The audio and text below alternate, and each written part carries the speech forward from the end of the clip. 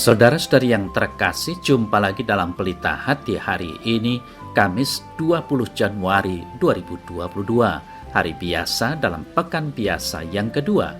Bersama saya Romo Thomas Suratno SC dari Paroki Cilandak, Jakarta Selatan, mendengar dan merenungkan sabda Tuhan, yakni firman Tuhan yang tersurat dalam Injil Markus, bab atau pasal 3, ayat 7 sampai dengan ayat 12.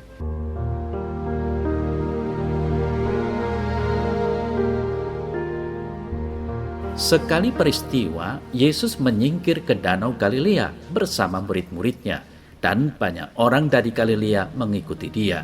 Juga dari Yudea, dari Yerusalem, dari Idumea, dari seberang Yordan, dan dari daerah Tirus serta Sidon datanglah banyak orang kepadanya, sesudah mereka mendengar segala yang dilakukannya. Karena orang banyak itu, Yesus menyuruh murid-muridnya menyediakan sebuah perahu baginya. Jangan sampai dia terhimpit oleh mereka. Sebab Yesus menyembuhkan banyak orang, sehingga semua penderita penyakit berdesak-desak ingin dijamah olehnya. Bila mana roh-roh jahat melihat Yesus, mereka jatuh tersungkur di hadapannya dan berteriak, "Engkaulah Anak Allah." Tetapi dengan keras, Yesus melarang mereka memberitahukan siapa dia.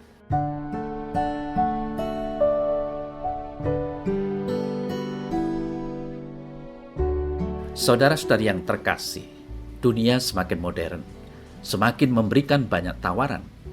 Begitu banyaknya tawaran, seringkali membuat manusia kehilangan fokus dalam kehidupannya. Terlebih sebagai orang beriman, orang tidak fokus dengan apa yang sebenarnya Tuhan sedang rencanakan di dalam hidupnya.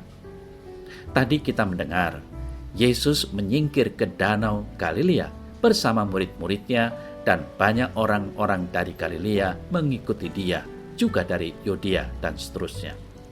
Hal ini dilakukan Yesus setelah dia mendapatkan sukses yang cukup besar, yaitu menyembuhkan orang yang mati sebelah tangannya dan membuat malu para Farisi.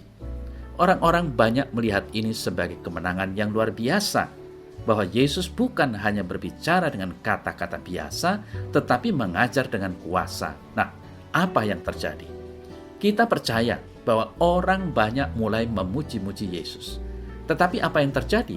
Yesus mulai menyingkir dari mereka. Dia menyingkir ke danau, ingin berdoa, dan mau memfokuskan kembali hidupnya di sana. Yesus tidak mau hanyut di tengah gelombang puji-pujian dan penghormatan manusia. Yesus mempersiapkan dirinya dan tugasnya selama ia di muka bumi sebagai hamba yang berkenan untuk merendahkan diri di hadapan Bapa, bahkan taat sampai mati sekalipun. Itu sebabnya kita bisa melihat bahwa Yesus menyingkir karena Yesus mau memfokuskan hidupnya sesuai dengan kehendak Tuhan. Dari pengalaman Yesus ini, kita dapat belajar beberapa hal penting dengan memfokuskan hidup. Pertama, ketika Yesus menyingkir, Yesus dapat lebih mengarahkan hidup dan pelayanannya. Jadi, Yesus menyingkirkan dirinya agar hidup dan pelayanannya menjadi lebih terarah serta tahu apa yang Bapa kehendaki baginya, sehingga Yesus dapat terus mengajar, menyembuhkan, dan menghancurkan kuasa-kuasa jahat. Yesus memfokuskan hidupnya bukan berdasarkan apa yang manusia harapkan, tetapi berdasarkan dengan apa yang Bapa kehendaki di dalam hidupnya. Sehingga setelah Yesus menyingkir, pelayanannya semakin fokus. Setan pun mengakui kehebatannya. Maka baiklah kita bertanya diri, apa yang Tuhan kehendaki dari hidup kita? Bagaimana kita dapat mengatasi semua masalah kita sesuai dengan kehendak Allah? Hal ini kita lakukan supaya hidup dan pelayanan kita lebih terarah. Itu yang pertama. Lalu yang kedua, setelah Yesus menyembuhkan pada hari Sabat, lalu menyingkir, agar Yesus tidak masuk ke dalam perdebatan yang sia-sia. Karena apa? Karena memang banyak orang yang hidup di muka bumi ini mengerjakan hal yang sia-sia. Kerjanya hanya berdebat. Yesus ingin kembali kepada hidup yang bermakna, yakni berjalan berdasarkan apa yang Bapa kehendaki untuk hidupnya. Akhirnya yang ketiga, Yesus menyingkir agar hubungan Yesus dengan Bapa makin akrab. Semakin akrab hidup kita dengan Tuhan, akan semakin kuatlah kita semakin memahami sabdanya, kehendaknya, dan kita bisa memahami apa yang Yesus inginkan dalam hidup kita. Semakin kita akrab dengan Tuhan, semakin kita dapat menerima kesalahan orang lain.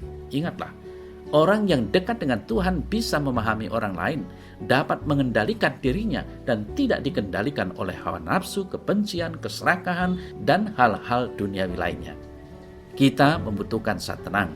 Kita berdoa kepada Tuhan, Tuhan, arahkan saya, agar saya dapat tetap terarah sesuai dengan kehendak Tuhan.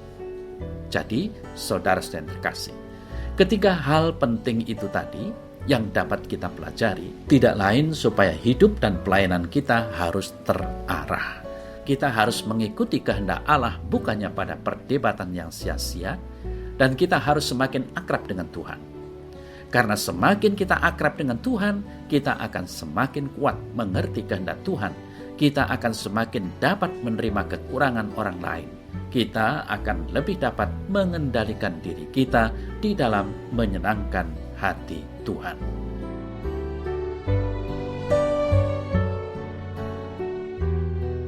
Dalam nama Bapa dan Putra dan Roh Kudus. Amin. Ya Allah Bapa, jadilah kehendak-Mu di atas bumi seperti di dalam sorga. Terima kasih atas segala rahmat kekuatan-Mu yang selalu Kau curahkan padaku. Amin. Semoga saudara sekalian diberkati oleh Allah yang Maha Kuasa, Bapa dan Putra dan Roh Kudus. Amin.